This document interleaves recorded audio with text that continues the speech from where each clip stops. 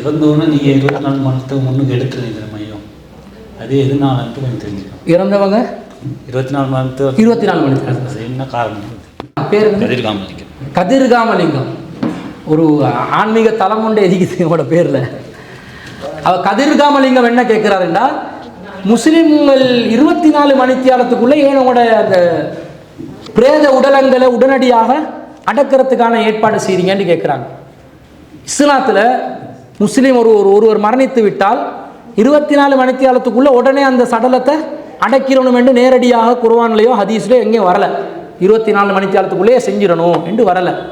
ஆனால் என்ன சொல்லப்படுது, ஒரு சடலம் உண்டு, நாங்கள் மரணித்த பிறகு அதை தொடர்ச்சியாக வச்சு கொண்டு இருந்தால் என்ன நடக்கும்? நாங்கள் கவலையை வெளிப்படுத்துறதுக்காகத்தான் வச்சு கொண்டு இருப்போம், உறவுக்காரங்க பார்க்கறதுக்காகத்தான் வச்சு கொண்டு இருப்போம்.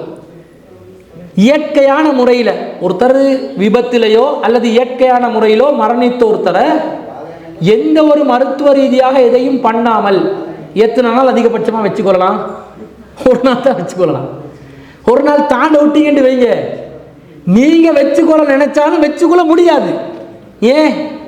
துர்வாடு அடிக்கும்.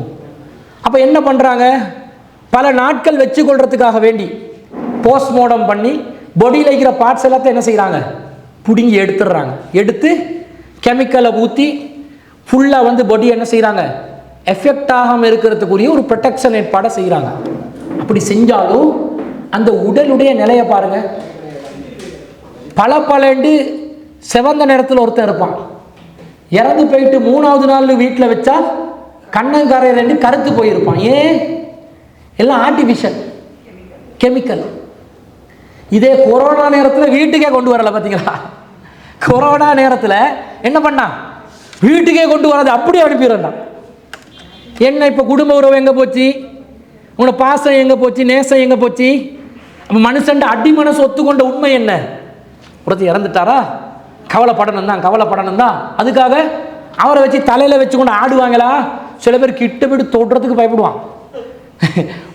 ஒரு கிலோமீட்டர் தூரத்தில் இருந்தால் கையை வைப்பான். அந்த நெருங்கிய உறவுகள் மட்டும்தான் என்ன செய்வாங்க, மாற தட்டி கொண்டு அழுது கொண்டு கவலையை வெளிப்படுத்துவாங்க. அது மாறு தட்டியெல்லாம் அழ வேண்டியதில்லை. அவர் போயிட்டாரு, நான் போவே மாட்டேன், அப்படியா யாருக்காவது நிலைமை இருக்குதா? அவர் இன்றைக்கு போனார், நாளைக்கு போக வேண்டாம், அவ்வளோதான். சில நேரம் அவரை தூக்குறதுக்குள்ளே என் உசுறு தூக்கி பெற்றுரும் இல்லையா? ஸோ ஹார்ட் அட்டாக் வந்துருச்சு, உடனே போக வேண்டியது தான்.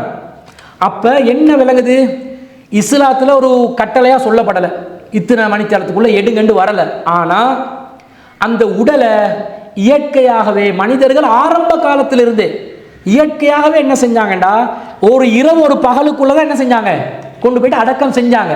அந்த நிலையை இஸ்லாம் கண்டினியூ பண்ணுது, விரைவாக செய்கிறது.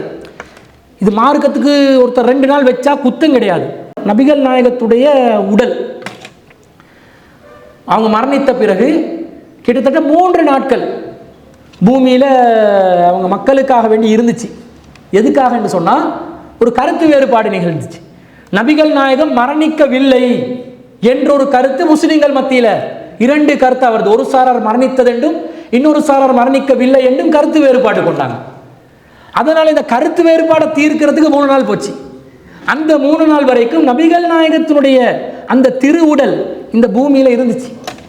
ஆனால் அவங்க இறை தூதர் என்றதுனால ஒரு சிறப்பான சட்டம் அவங்களுக்கு இருக்குது. சலுகை என்ன இருக்குதுன்னா, அவர்களுடைய உடல் சுத்தமான நிலையில் இருக்கும். இறை தூதர் தானே, அவங்க ஒரு மனித புனிதர் தானே, அதனால் அவருடைய உடல் சுத்தமாக இருக்கும் என்ற, மண்ணு கூட நிலத்தில் புதைத்தாலும் அவருடைய உடலை மண் அரிக்காது என்ற மாதிரி ஒரு விசேடமான சலுகை அவருக்கு உண்டு என்பதனால 3 நாள் வர காட்டில் நீடிச்சிச்சு. அப்படி இல்லைன்னு சொன்னால் நபிகள் நாயகத்துடைய உடலையும் என்ன செஞ்சிருப்பாங்க, உடனடியாக அடக்கம் செஞ்சிருப்பாங்க. 3 நாள் வர காட்டில் வச்சாங்களா இல்லையா? மரணித்து விட்டார்கள் என்ற ஒரு சாரார் தெரிஞ்சிருந்தாங்களே, அவங்க என்ன சொல்லியிருக்கணும், மரணித்து விட்டார், அவருக்கு உசுறு இல்லை, ஒரு நாளுக்கு அவர் அடக்கணும் என்று கட்டளை போட்டிருக்கிறாரு, உடனே அடக்கிறது என்று 2வது சர்ச்சையை கிளப்பி இருப்பாங்களா இல்லையா? கிளப்பி இருக்கலாம், ஆனால் கிளப்பலை. ஏன்? அதுக்கு தடையில் வேணுமெண்டா வச்சுக்கோங்க. ஒருத்தர் வெளிநாட்டில் பாப்பா மௌத்தா போயிட்டாரு, மகன் வெளிநாட்டில் இருக்கிறாரு, அவருடைய ஃப்ளைட்டு மிஸ் ஆகிடுச்சு, அவர் வாரத்துக்கு 2 நாள் ஆகும், தேவைண்டா வச்சுக்கொள்ளலாம். ஆனால் வீட்டில் இருக்கிறவங்க வச்சுக்கொள்கிற அளவுக்கு வச்சுக்கொள்ளணும், வீட்டில் இருக்கிறவங்கள ஓட்டுற அளவுக்கு வச்சுக்கொண்டா சரி வராது. அப்போ அதுக்கு என்ன செய்யணும், கெமிக்கலை போடணும், பாடி பார்ட்ஸை வெளியே எடுக்கணும். இந்த வேலையை முஸ்லீம் சமூகத்துக்குள்ளே செய்ய மாட்டாங்க. உடம்பை செதைச்சி பாடி பார்ட்ஸை வெளியே எடுத்து கெமிக்கலை போட்டு ஆர்டிஃபிஷியல் பாடி ஆக்கி நீங்கள் சாவு உடல் என்று சொல்லி கொண்டு போகிறது ஒரு சோளக்காட்டு பொம்மையா இல்லையா? ஒன்றுமே இல்லை. ஒரு ஆடை அணிவிக்கப்பட்ட கூலங்கள் நிரப்பிய பஞ்சு நிரம்பிய ஒரு உடம்பு தானே. இந்த மாதிரி ஆக்காம அந்த உடலுக்குரிய அவர் உயிர் வாழும்போது எப்படி பெருமதி அவருடைய ஒவ்வொரு பகுதியும் அவர் பாதுகாத்து இருப்பார், அந்த மரியாதை அந்த உடலுக்கு கொடுத்து அது சேதமடையாத நிலையில் எவ்வளவு நேரம் வர காட்டிலும் வைக்கலாமோ அந்த நேரத்துக்குள்ள அடக்கணும் என்றதான் இஸ்லாத்தோட விதி என்றதை ஒரு 24 மணி நேரத்துக்குள்ள செஞ்சாதான் இந்த நிலைமையை பாதுகாக்கலாம் என்ற அடிப்படையில் நம்முடைய சமூகம் அதை கடைப்பிடிக்குது. இது நல்லது.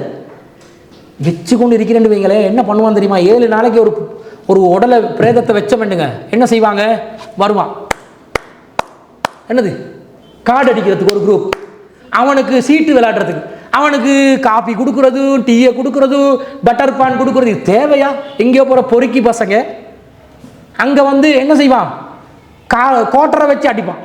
டேய், உயிரை இழந்துட்டோம், கணவனை இழந்த மனைவி அடுத்த கட்ட வாழ்க்கைக்கு என்ன செய்வேணும்? குறிப்பாக இந்த ஏரியாவில் இருக்கிறவங்களோட தொல்லையிலிருந்து நான் பாதுகாப்பு பெறணும் யோசிச்சு கொண்டு இருப்பான் இல்லையா? வாழ்வாதாரத்துக்கு என்ன செய்யறேன்னு யோசிப்பான்.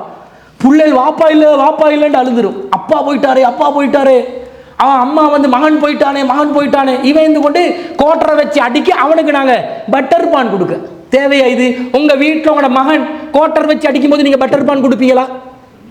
கொடுக்க மாட்டோம். இது தேவையில்லாத வேலையா இல்லையா? அடுத்தது என்ன பண்ணுவாங்க தெரியுமா? அங்க இருந்து கொண்டு பேச்சு, கண்ட நீண்ட பேச்சு, விளையாட்டுக்கள், கூத்தாட்டங்கள் எல்லாம் பண்ணுவாங்க. இவங்களுக்கெல்லாம் நாங்கள் சப்ளை பண்ணி கொண்டு இருக்கிறத அம்மாக்கள் என்ன பண்ணுவாங்க தெரியுமா? ஓய் மூத்தா போயிட்டாரு. நபிகள் நாயகம் என்ன சொல்றாங்கடா, யாராவது ஒருத்தர் இறந்து விட்டார், அவருடைய வீட்டார் வந்து கவலையில் இருப்பாங்க, அந்த வீட்டாருக்கு நீங்க சமைச்சு கொண்டு போயிட்டு கொடுங்க. இன்னும் சொல்ல போனால் இலங்கை கலாச்சாரத்தில் இது ஆரம்ப காலத்திலிருந்து கடைபிடிக்கப்பட்ட உண்டு. ஒரு பிரேதத்தை உடலை அமைதியாக ஊர்வலமாக கொண்டு செல்வதும் அந்த உயிரை இழந்த வீட்டாருக்கு உணவளிப்பதும் இலங்கை கலாச்சாரத்தில் ஆரம்பத்திலிருந்து பிடிக்கப்பட்ட ஒரு அம்சம். கிட்டத்தில் தான் இல்லாமக்கி விட்டாங்க. அந்த வீட்டுக்காரங்கிட்ட இருந்து 1வது நாள் சாப்பாடு கொடு, 2வது நாள் சாப்பாடு கொடு, 3வது நாள் சாப்பாடு கொடு, கஞ்சா அடிக்க காசு கொடு, கோட்டர் அடிக்க காசு கொடு என்று வலிச்சு இந்த மாதிரி ஒரு கெட்ட கலாச்சாரத்தை உருவாக்கி வச்சிருக்கிறாங்க. இதுக்கு இடம் கொடுக்காம மான மரியாதையோட வாழ்ந்த அவர் அதுக்கு எதிர்த்து நின்று இருப்பார். சீட்டாடுறதுக்கு எதிர்த்து சங்கம் அமைச்சு வச்சிருப்பார். அவருக்கே அடிப்பான் சீட்டு பேரை சொல்லி. இந்த மாதிரி பண்ணாம மரியாதை அடக்கிற வேலையை பண்ணுங்கன்றதுதான் இஸ்லாம் நமக்கு காட்டின வழி. எனவே எப்ப நாங்கள் ஒரு சட்டம் மட்டும் இருக்குது, எப்ப நாங்கள் உடலை உயர்த்திட்டோமோ, அடக்கணும் என்று எப்போ உயர்த்திட்டோமோ அப்ப நபிகள் நாயகம் என்ன சொல்றாங்க? வேகமா கொண்டு போங்க. அதை சொல்றாங்க. உடலை உயர்த்தல, அப்படியே வச்சிருக்கிறோம் மக்கள் பார்வைக்காக. அது நீங்க எத்தனை நாள் வச்சாலும் மார்க்கம் கேள்வி எழுப்பாது. அது உங்களுடைய சௌகரியத்தை வச்சு நீங்க முடிவு செய்யுங்க. அது 24 மணி நேரத்துக்குள்ள நம்ம முஸ்லிம் சமூகத்தில் நடைமுறையில் இருக்குது. அதுதான் நல்லதாக இருக்கிறது. அதை கடைபிடிக்கிறோம். தேவைக்காக தாமதமாக்குறதுல தப்பு எதுவும் கிடையாது. ஆனால் எப்ப அதை அடக்குவதற்காக உயர்த்தி விட்டீர்களோ அப்ப ஊர்வலம் என்ற பேர்ல உலகம் முழுக்க சுத்தி கொண்டு வைக்காம, பாடையில கட்டி கொண்டு பாட்டு படிச்சு கொண்டு இருக்காம, அமைதியாக கொண்டு சென்று அந்த பிரேத உடலை அடக்கம் செய்யுங்கள். அதை நீங்க வேகமா எடுத்துட்டு போங்கன்றாங்க. அமைதியாக வேகமா எடுத்துட்டு போங்க என்று சொல்றாங்க. இதுதான் மார்க்கத்தில் ஒரு மரணத்தை, சாவை நாங்கள் எப்படி அந்த மரணத்துக்கு இறுதி சடங்கு செய்யணும் என்றதுக்குரிய வழிகாட்டு.